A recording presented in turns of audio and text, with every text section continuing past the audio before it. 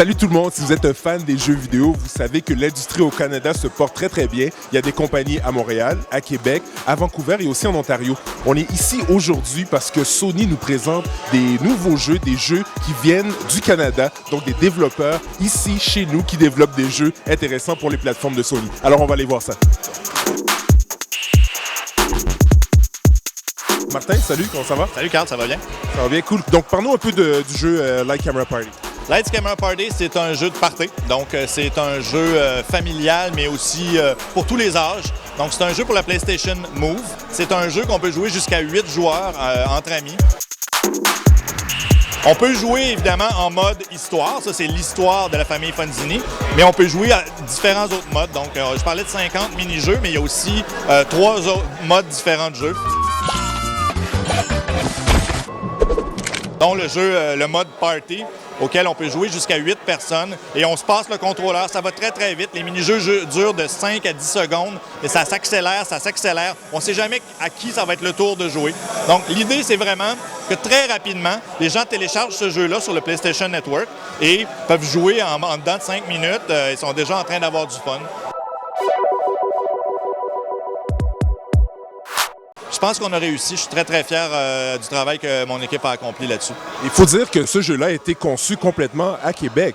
Oui, parce que c'est Frima. Frima est le plus gros studio de jeux vidéo à propriété canadienne.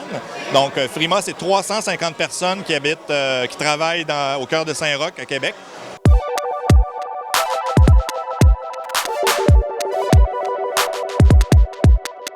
Premier jeu pour un nouveau studio qui a été fondé un petit peu plus d'1 an, qui s'appelle Minority Media, par un groupe de personnes qui avaient de l'expérience dans le jeu, là, puis qui ont décidé de se lancer un peu, faire quelque chose d'un petit peu plus innovatif, peut-être un peu plus fou au niveau de la créativité. Le jeu est un jeu d'action, aventure, casse-tête en 3D, qui va sortir pour le PSN, pour PlayStation 3.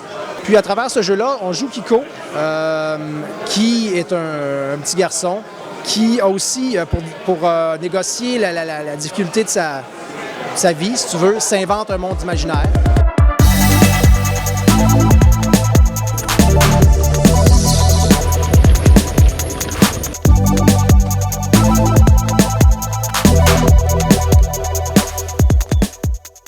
Là, j'ai entendu parler de Sound Shapes, un jeu qui a été fait pour la PS Vita ici à Toronto.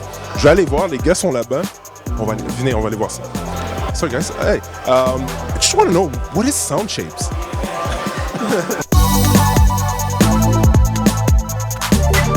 Sound Shapes is a musical platformer, but there's no pre-recorded soundtrack.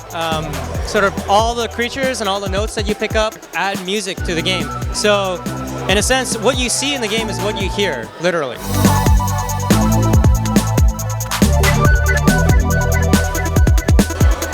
Donc au final, on se rend compte qu'il y a beaucoup de jeux intéressants qui vont sortir cette année, des jeux faits pour vous, par les gens d'ici, que ce soit à Montréal, à Québec, à Toronto ou à Vancouver, des développeurs, des compagnies de jeux qui nous créent des choses vraiment intéressantes pour notre propre plaisir. Donc on se rejoint très bientôt, en fait à la prochaine, pour un autre événement, soit de Sony, de Nintendo ou d'une autre compagnie de jeux vidéo. Allez, on se revoit, salut!